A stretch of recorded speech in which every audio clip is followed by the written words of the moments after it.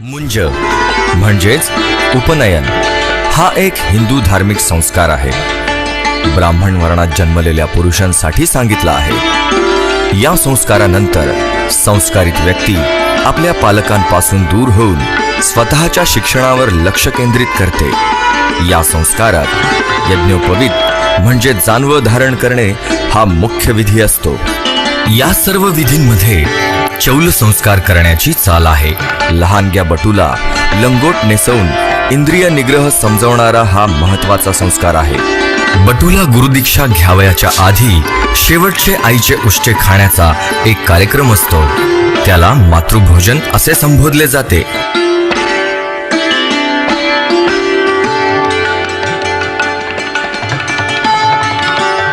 उपनयन म्हणजे काय?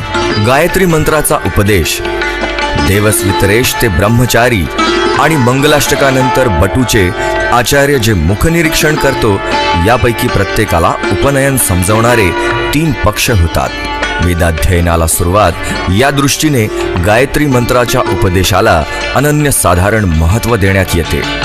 आपल्या हिंदू धर्माचा या विश्वाचा मूळ जो प्रजापती आहे, त्याला बटू अर्पण करणे हा ऐतिहासिक व अत्यंत महत्त्वाचा भाग आहे।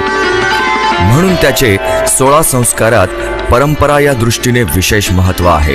यज्ञोपवीत जानवे हे प्रजापतीचे रूप घेण्याची साधने आहेत। उपनयन म्हणजे आपला मूळ जो प्रजापती त्याच्या जवळ जाणे, त्याची वस्त्रे, त्याची विद्या आपण मिळवण्याचा प्रयत्न करणे। केवळ या प्रमाणावरून पाहता ज्यांना वेदाधिकार पाहिजे असेल त्यांनी हा संस्कार करायचा आणि वैदिक व्हावयाचे असा मूळ उद्देश या संस्कारात असतो। याला दुसरा जन्म मानण्याची चाल आहे। पहिला जन्म आईबापांपासून आणि दुसरा जन्म गायत्री मंत्र आणि आचार्य यांच्यामुळे प्राप्त होतो, असे या संस्काराचे महत्त्व वेदांत वर्णिले आहे। उप म्हणजे जवळ आणि नयन म्हणजे जाणे।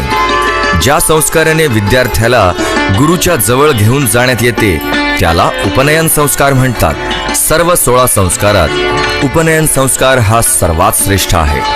गुरुगृही जाताना आई व आप्तेष्टांनी बटूला अर्पिलेली भिक्षा हा भिक्षावळ म्हणून देखील महत्त्वाचा भाग आहे।